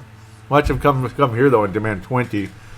Yeah, wow. That's the thing. Stupid TV cut. It's good. It's good for the league and everything, but it's a little bit over the top. And if things ever kind of sour, and then you're like $45 million over the luxury tax. Good luck to you if that happens. I think the Warriors are going to do that, but watch them make up for it with no problem. Andre Iguodala is definitely a name out there that a lot of Timberwolves fans have wanted. Oh, he bugs me, but he would be very nice to be on our team. He's one of those guys. If he's on the other team, you just want to clock him. But then he's on your team, and you're like, God, I love this guy. What a tenacious son of a biscuit. He's so valuable. I love him so much, that kind of guy. The stats definitely do not reflect his value. Obviously, his stats are very low, less than 8 points and 4 rebounds, but limited minutes. But his value is incredible, and he's been an all-star type of player over his career. Obviously, when you see his career earnings are over $121 million, so he's obviously had some value over the course of time. He's going to want big bucks, and he's not getting any younger either. I'm not against getting him, but seriously though, do you want to give him like $18 million? I don't know. That'd be a bad contract. I don't think I want to give up all my cap space to Andre Iguodala. Nerlens Noel, I just love him. I think he's got great potential. He's restricted, though, and I would expect the Dallas Mavericks to match just about any offer coming his way. J.J. Redick, what's he going to want? Unrestricted free agent. L.A. Clippers, sharpshooting, son of a biscuit. Just love him. He'd be a nice piece to the Wolves, I think. Nice, valuable guy. That's a real possible scenario. If he's willing. If he's willing, why not? Why not? Better situation than the Clippers right now. I think the Clippers are going to blow it up. I think Chris Paul's on his way to San Antonio. Maybe Redick goes to the Spurs. That's the other thing. I mean, Redick, people are going to be throwing money at the guy because he's valuable. $7.3 million last year. He's made almost $60 million in his career. Well, I don't know why I keep going to the career part because he's not. It doesn't matter with him. Dirk Nowitzki's the more interesting one. 245 in his career. God, crazy.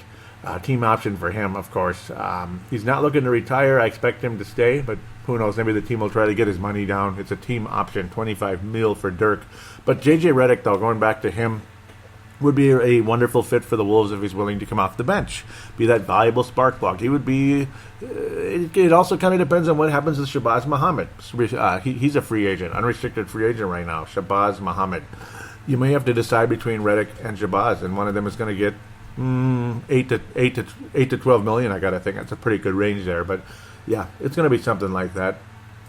I felt like I've had a frog in my throat the whole time I've been here. Whew, sorry about that. Yeah, but I do have the fan on if you can hear it, so because it's getting a little warmer.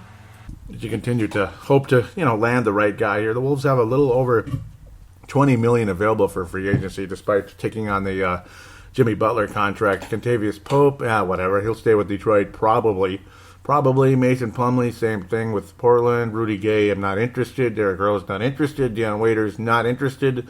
Rajon Rondo, well, no. Ilyasova, I don't know. TJ Tucker, the Wolves have always liked him. You should get into more interesting ones again.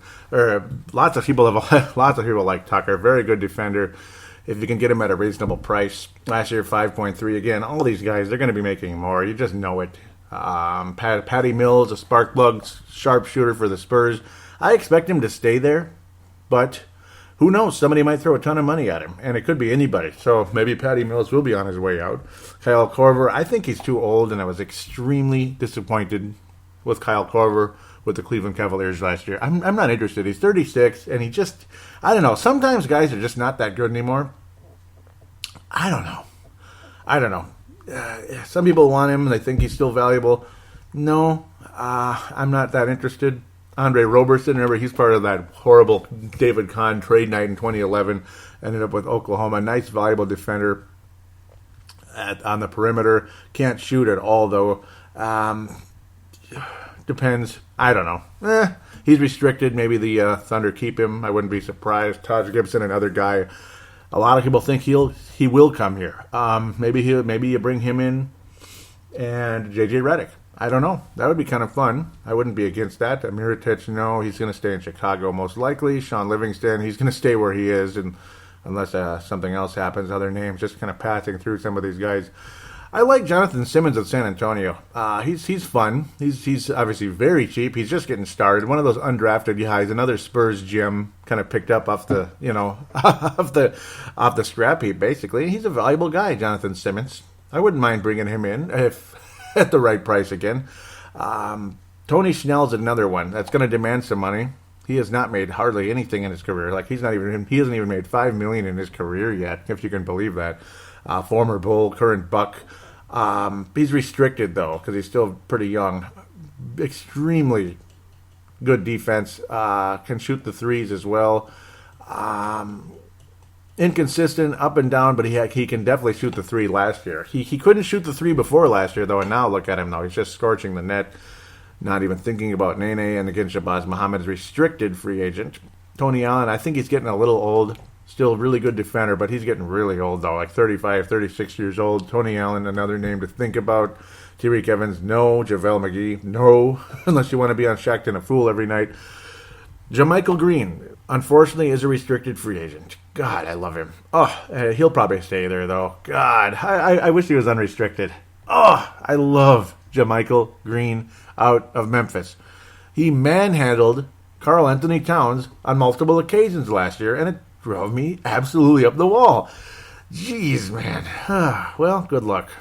Damn it. He's going to be a thorn in our side forever. Thought about Cephalosha. He might be one of those little bargain moves right there. Another solid perimeter defender. Darren Collison, unlikely, but you never know. I doubt it. I could just go on and on forever. Bogut, wow. Andrew Bogut. Brandon Jennings, wow. Look at all these names. Vince Carter's a free agent. Jeff Green is a free agent. Remember that guy. And remember how good he was once upon a time? He made $15 million last year thanks to the devil, David Falk. David West with the Warriors last year made bargain basement. Good deal there for the Warriors. Not even $2 million a year for that. Wow. Bargain basement. Veteran minimum move there. Very valuable for the Memphis Grizzlies. Man, there are so many free agents. It could go on forever.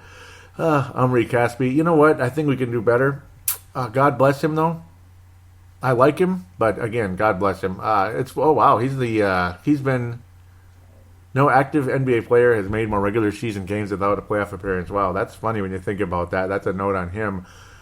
Oh, he could go on forever with all these. I like Drew Holiday, but he gets hurt too much. That's my concern. Rodney Stuckey. Oh, no.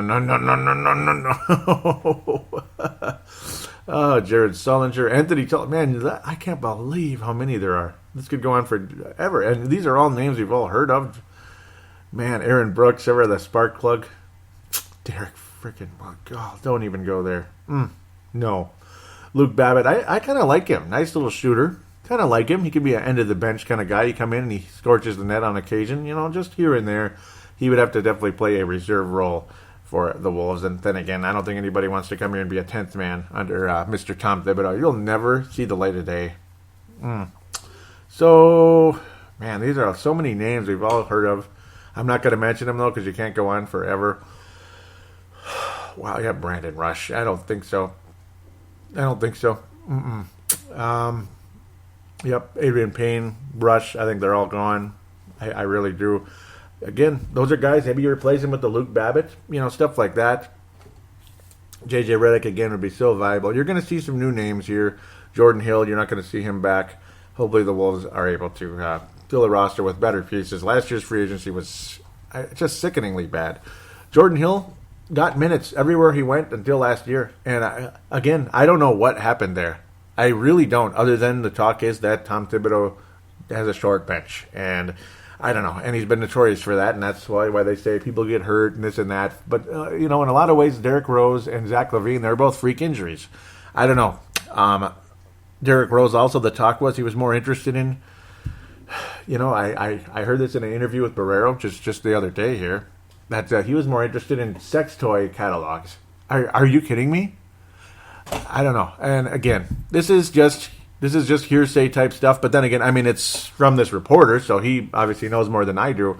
So it is what it is. It's just the guy. There's a reason he didn't come back right away. He just did not seem to be focused to the level you would think he would be, considering you're the franchise guy for the Chicago Bulls, a team that had the best record before you got injured, a team that had championship aspirations again before he got hurt, and it's just he didn't seem to give a crap. Zach LaVine, you're seeing a lot of focus. You're seeing more muscle in those biceps already from Zach LaVine. God bless him. I remember we were just watching him that night, and then he's traded, and it's like, oh my God. It was like we're watching him right before the draft, and he's working out and getting, during his rehab, and he's bulking up those muscles, just getting bigger and bigger, and then he's gone, and you just can't believe it, and it's sad. So we'll just have to wait and see how things turn out in Chicago with that. It's going to be a fun offseason. I expect the Wolves to go after J.J. Redick. I expect them to go after George Hill, possibly Kyle Lowry, but George Hill seems to be out there. Jeff Teague, actually, I would take over George Hill, honest to God, but how much is he going to demand? Hopefully Andy Miller continues to be reasonable. We will go after Andre Iguodala, but I believe the Wolves will not sign Andre Iguodala. That's just my opinion. That's my belief. We'll get outbid. I think somebody else is going to offer him way too much. And what's the point? It's just one of those. So, yeah, Patty Mills, maybe. I don't know. It's just, I think I could go on forever. Taj Gibson is a guy I think we'll probably end up getting instead of Jermichael Green. How much I'd love to have Jermichael Green or even Tony Snell, but they're probably going to end up staying where they are due to the fact they are restricted free agents. Jonathan Simmons is a guy, again, maybe a good roster filler. Hopefully you keep Shabazz Muhammad. Again, I think it's between Shabazz and J.J. Redick for that six-man role with this club. Other than that, that's about it for free agency. Interesting conversations, interesting possibilities. There will be a significant signing, and there will be a few other, like roster fillers that might end up being valuable guys at some point during the season, as long as Thibodeau can hopefully be slightly more generous with that bench in the coming months here. So that's about it right now. I'm not expecting anybody in particular necessarily other than Taj Gibson, I suppose, to be the most likely guy to sign with this club. Again, you hope at a reasonable price. But again, yeah, I'm not expecting necessarily a Kyle Lowry. But I don't know. We can all dream. I would not be surprised if there is a change at the point guard position before all is said and done. So with that, we'll wrap up this mega segment, and we'll come back and hear from Tahnae Brown and the rest of you for fan interaction.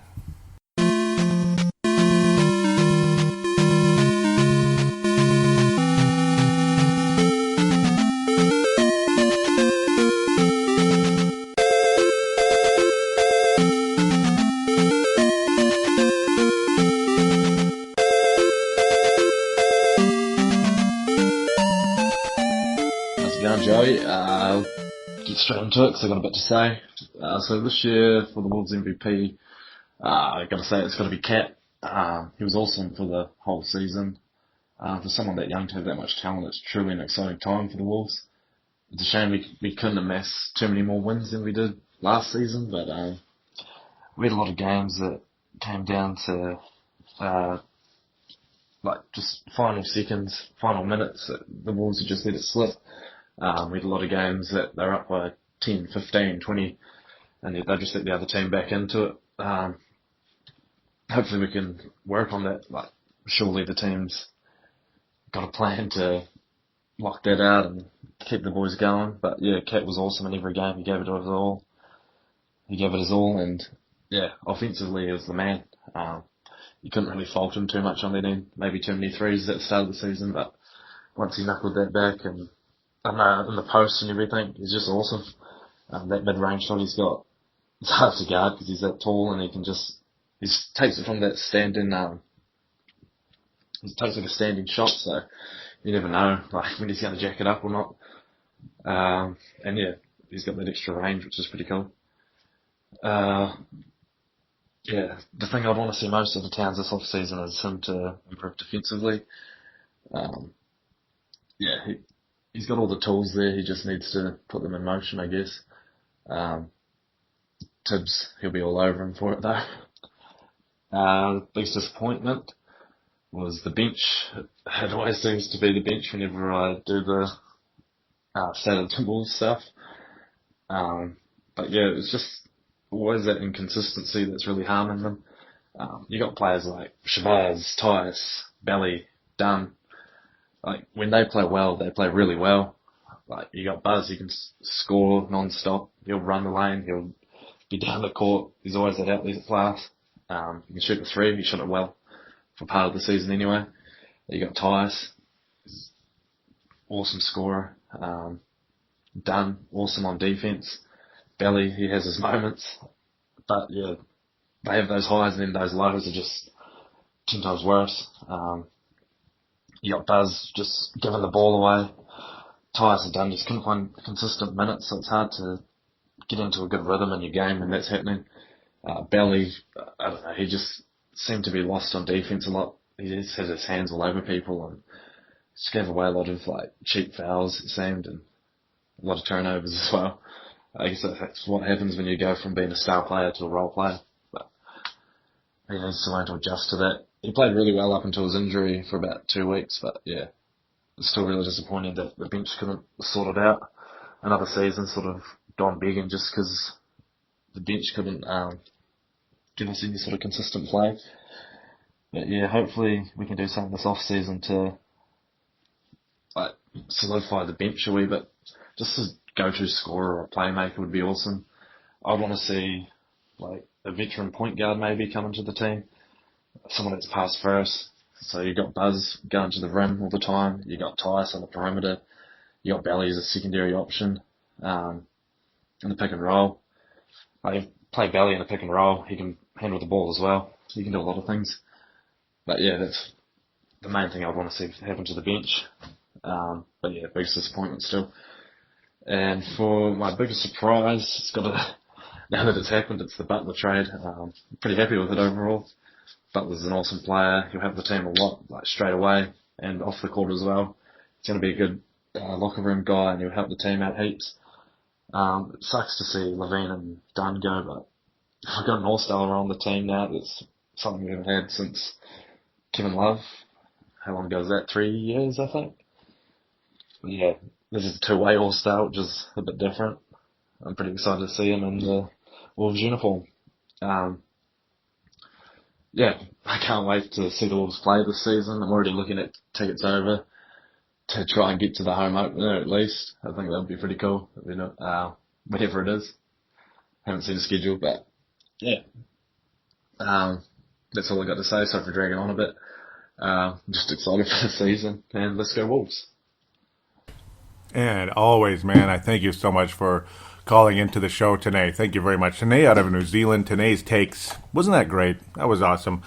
So, yep, we talked about Cat being the MVP. Yep, again, no surprise.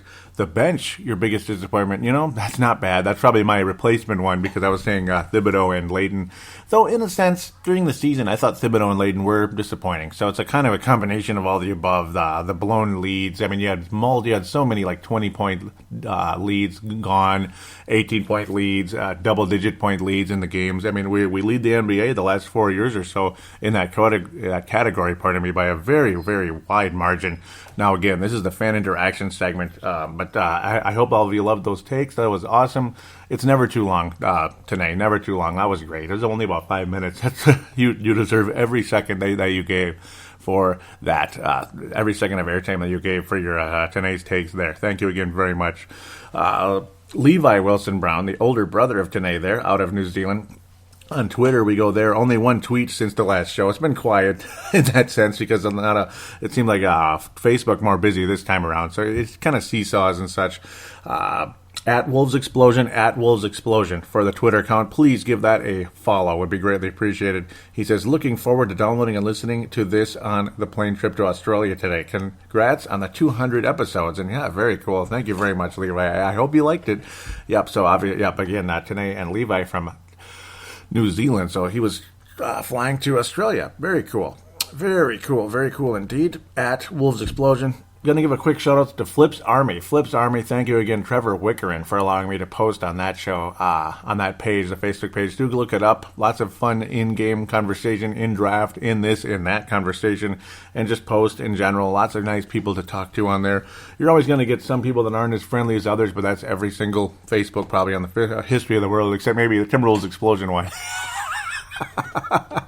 Facebook.com/Timberwolves Explosion in this case for the Facebook page for Timberwolves Explosion. Do give that a like. Do give Flips Army a like. Thank you very much. Links to both of the Timberwolves Explosion Facebook and Twitter will be in the show description, along with means to get on the show like Tahnae did. In this case, he did the audio submission route, because he can't call in necessarily, so it still counts as a call in. Basically, what you do in that case is you use your smart device. There's free audio recorders on every smart device in the history of the planet. Basically, just use that and then save it. Email it to paladinolive@yahoo.com, paladinolive@yahoo.com, and then I'll take it, turn it into an MP3, and there you go. Put it into the show. Slide it right into the show for segment number 3, and you'll be leading things off like Tahnae did. Very cool. Even if there's 3 different ones, you 3 will lead off the third segment, which Tahnae did in this case. Thank you again very much. The call-in line is 209-736-7877, 209-736-7877, treated the same way. Also, there's a call now button on the Facebook page, which does the same thing. It uses Facebook Messenger to connect. So that way you can use Facebook Messenger to connect, regardless if you're from New Zealand, California, Chicago, or, China, whatever it is. So you can use it that way through Facebook Messenger. So now we get to the Facebook page, like mentioned before. Were there any comments on the last episode? Nope, just likes and shares. Thank you again very much for those of you, Vince, Tahnae, Levi, and others that have shared the show. Hank McCoy, Vince Germano, Courtside Podcast. God bless you guys. And yes, they were making fun of me about the off-topic deal where I say some people are off-topic and I complain about that. It's not your show, and that's a fact. And if you guys go off-topic, it's only for a few seconds, and it's quite funny, actually. So I don't have a huge complaint. It's usually a fun little thing. There's some shows that kind of ramble on and on about nothing forever, and that gets old, like personal life stuff. I took my kid to a karate class today. It's like, and? Hello? And then they go on and on for like another 20 minutes about BS. That's not good. That's just my opinion. Let's just move on. I asked all of you, who do you want the Wolves to take for number 7? And if you prefer a trade, who would you like the trade to be for? Comments were, Vince Germano says Levine, Deng, and pick 7 for Porzingis. Wow, well, that was extremely close. It ended up being Levine, Dunn, and pick 7 for Butler. So, interesting. Interesting how it was similar. Tahnae also preferring a trade. Vince Germano again out of Melbourne, Australia, in the Victoria Providence over there in Australia. Tahnae says, I prefer a trade. There's so much young talent on the team. We need to acquire a vet to mold the right environment for the young guys. The Wolves have a losing culture. We need someone to come in and teach them how to be winners, in my opinion. Fred Mithen says, Jonathan Isaac.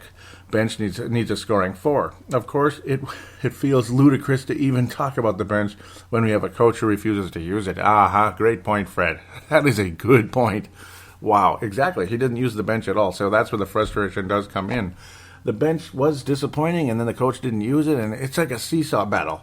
So, and that comes back to Tahnae with the bench there, when he said that was the biggest disappointment of the season. And I asked you all to list the MVP and such. Let's see, I think, Vince Germano and Levi. There we go. Vince and Levi, Vince Germano. I'm surprised Hank didn't. Maybe he can come back and list it at some point later on. Hopefully he's welcome to do so. Hank McCoy, Courtside Podcast, Alpha Dog. Please do post on here. If you could, I'll use it on the next show, okay? Sound good? Hank McCoy! Okay, Vince Germano says, team MVP definitely Karl Anthony Towns for obvious reasons. Biggest disappointment was Chris Dunn. I haven't lost faith in him. Just thought he'd have a better rookie year than he did. Still think he's going to be a very good player. Honorable mention for biggest disappointment was how the whole Jordan Hill signing worked out. Yeah, it's like absolutely nothing, right? Biggest surprise? Well, I gotta say I'm surprised the Wolves didn't perform better than Thibs.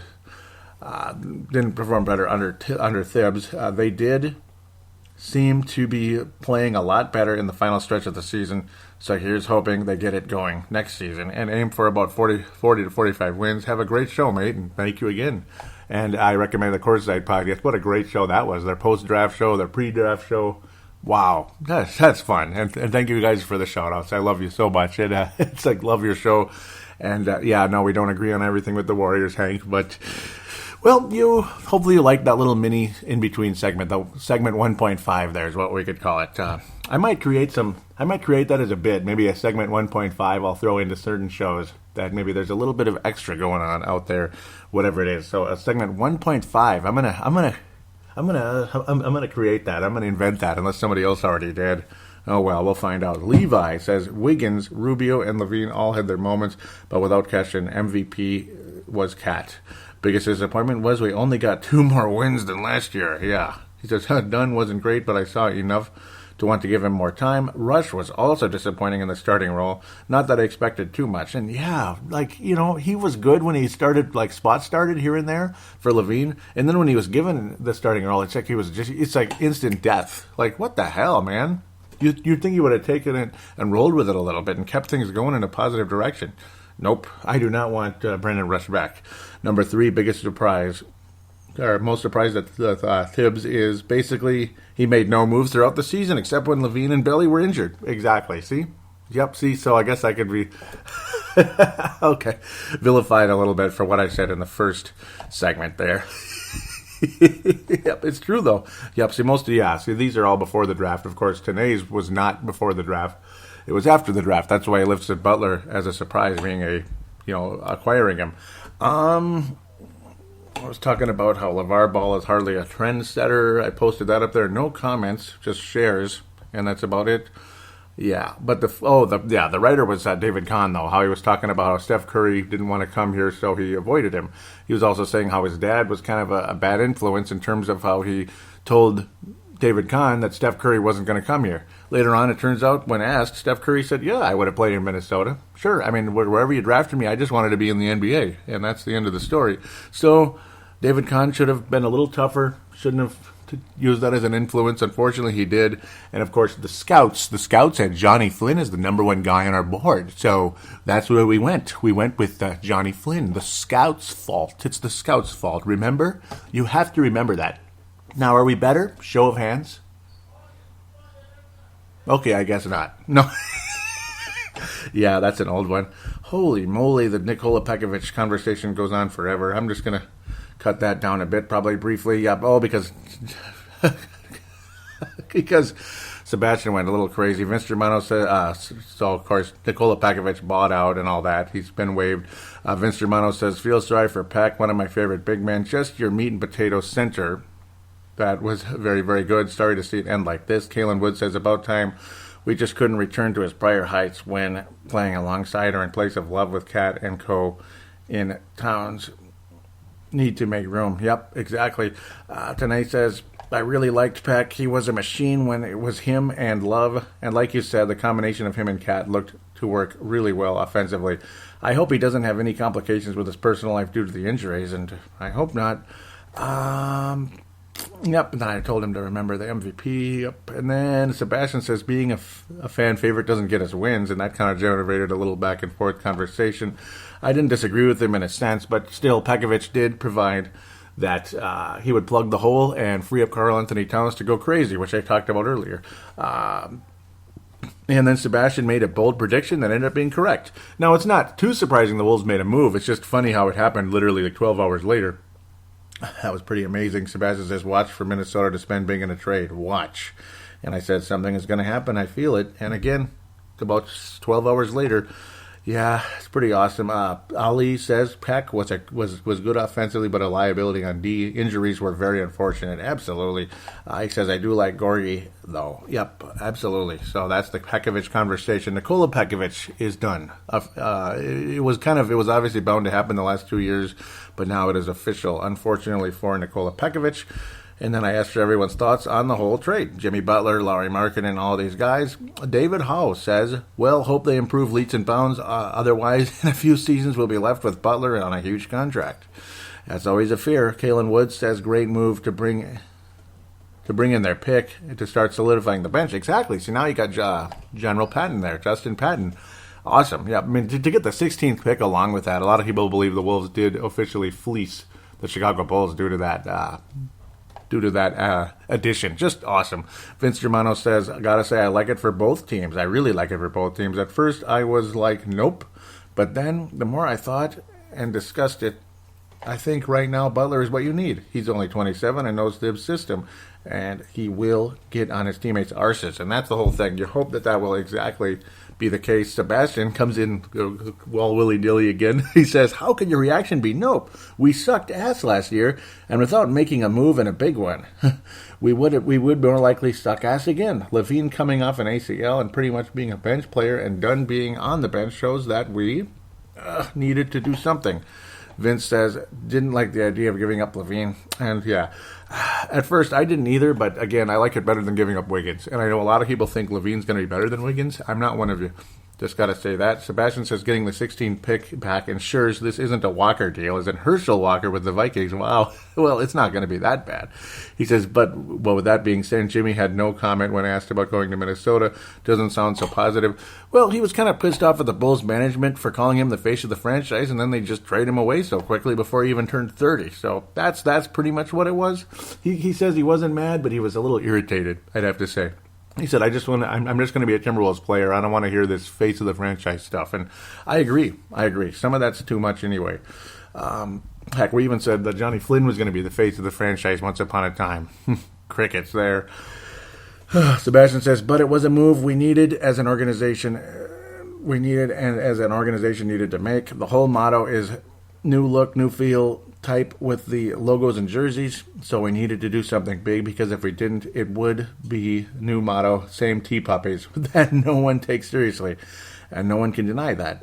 This must be said. This type of a pick for us is to get the caliber of a player and exchange once and give up 2 pretty much bench players. Could not be done in the NFL. Couldn't happen. Just saying. I don't think LaVine is a bench player, though at the same time he may have ended up coming off the bench at one point in time.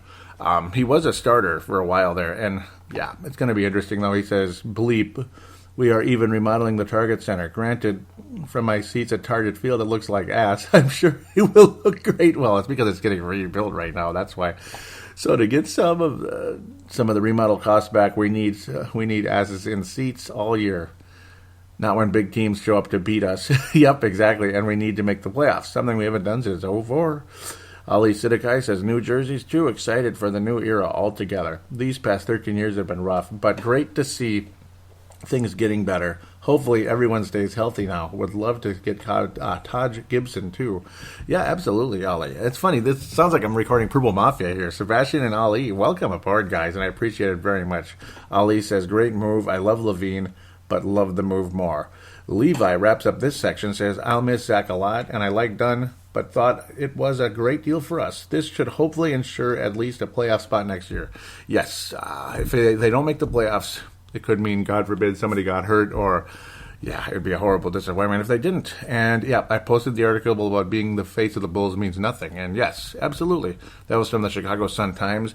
Vince Germano comments saying, the first game against the Bulls is going to be a ripper, and it will be fun. It was already fun. You often saw Wiggins play pretty well against them, which is very interesting. Again, Wiggins and Butler, now they're going to be together.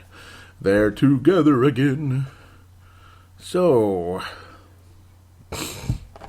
just one more post here. Ali Sidikai, thank you very much. Post Dunking with Wolves says the Minnesota draft experts react on Twitter, the NBA Twitter's most active fan base. Find out what they had to say about the Wolves draft. Yeah, there was just gushing positivity that the Wolves fleeced the Chicago Bulls, and that was pretty much the theme. You didn't hear one draft expert or draft person call the Wolves, say that the Wolves lost this trade. In fact, a lot of them actually put Wolves A+, Bulls F. I don't know if it's an F, but yeah, I don't know if the Bulls should get an F. I think that's a little too harsh, but we'll see. Yes, the Wolves are ahead right now, but Zach LaVine still has a chance to improve, and so does Chris Dunn. Again, Zach was hurt, and then now when he comes back, he might end up being damn good, and Chris Dunn still has a right to be something in this league. So we'll just have to wait and see before we can call them an F. Maybe for the moment. For 1 year, it's an F, and then as time goes on, we'll see. Things may kind of catch up a little bit. Don't be too surprised if they do. I hope and pray that the Wolves end up ultimately winning the trade, though, at the end of the day. Maybe LaVine is more of a spark plug, kind of a, athletic star, kind of spark plug type of guy who will score a lot of points, but certainly not a franchise type of guy. And Butler will go on to be that valuable piece we've needed. He'll help carry this franchise to heights that we've never seen before. Wouldn't that be awesome? Help carry, though, because you still have Towns and Wiggins, which will, again, be the other cogs in this mix. I don't see Butler as the franchise player. I think Towns is. But at the same time, this will continue to develop. And then Wiggins and Butler can kind of do the little seesaw, where Butler's up in the higher threshold now. Eventually, Wiggins will take some of that pressure away from Butler as he continues to improve and Butler ages. So there it is. That's the hope as we head into the season. It's going to be a lot of fun.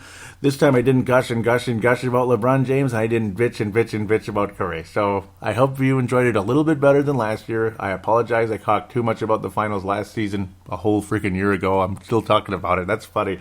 I gave you a little tiny mini segment, a segment 1.5. And I hope you enjoyed that as well. Got my points, got my thoughts. It's been a long show, about an hour 45 almost, before we completely wrap things up. I already told you how to get a hold of the show, how to get on board. So that about wraps it up. I want to thank all of you very much.